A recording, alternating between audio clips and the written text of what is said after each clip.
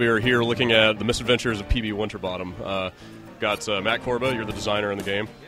So why don't you just start off by just telling us what the game's about, kind of sum it up in a nutshell.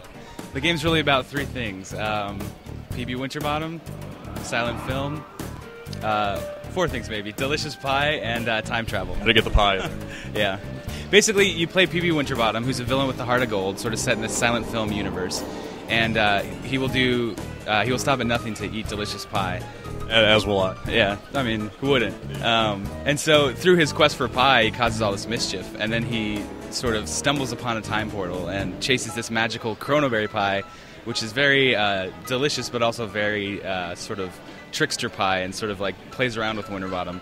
And he follows it through the portal, and now he's unstuck in time. So basically, the game works, you can clone yourself anytime you want. You have a record button, and you can hold it down and record all of your actions and create a time clone. And then you can fully interact with this clone. You can smack him around, you can create ladders out of yourself, and you can do all these time tricks. And really the only purpose of all this is to eat more delicious pie. So sort of going around playing with time, breaking the time-space continuum to eat delicious pie. Very cool. So you guys are hooked up with 2K now to put the game out, but you actually conceived of this project in an academic context. Can you tell us how that came about, what went into it, and then how you transitioned over to the actual retail side? Sure.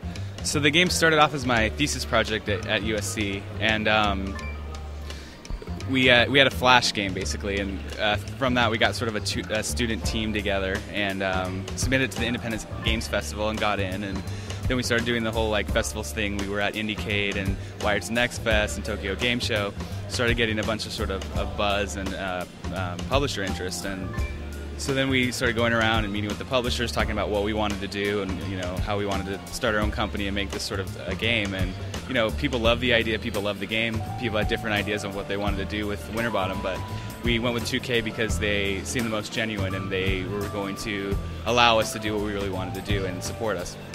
And so basically right after graduating, we started our own company, which has been a crazy ride. So we went from students sort of creating a game in the basement of the lab to, now we have our own company. And for the last year, we sort of had to be very quiet because everything was still under very much NDA.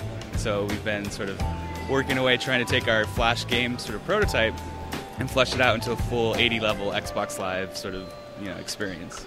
What was your course of study at USC that led to this kind of project? I mean, you hear about the digipens and Full Sails and all that, but USC obviously a much bigger, kind of more traditional institution. Do they have a full kind of game development curriculum at this point, or what were you studying? Yeah, it's the interactive media program, which is under the film department at USC, and it's the same program like that game company came out of, and there's some new ones coming up that I'm sure will be getting a little bit of attention as well. But the program's fairly new, but actually, come very far along. Even from when I graduated last year, they've been putting out some really good stuff. So I was very lucky to sort of be a part of it when it was sort of forming and doing all this crazy stuff. But it's very much now become an established thing, and it's a very good program. Very cool. And so you mentioned it's coming to Xbox Live Arcade. When can we look for it? It's going to be out early next year. All right. Well, thanks for your time.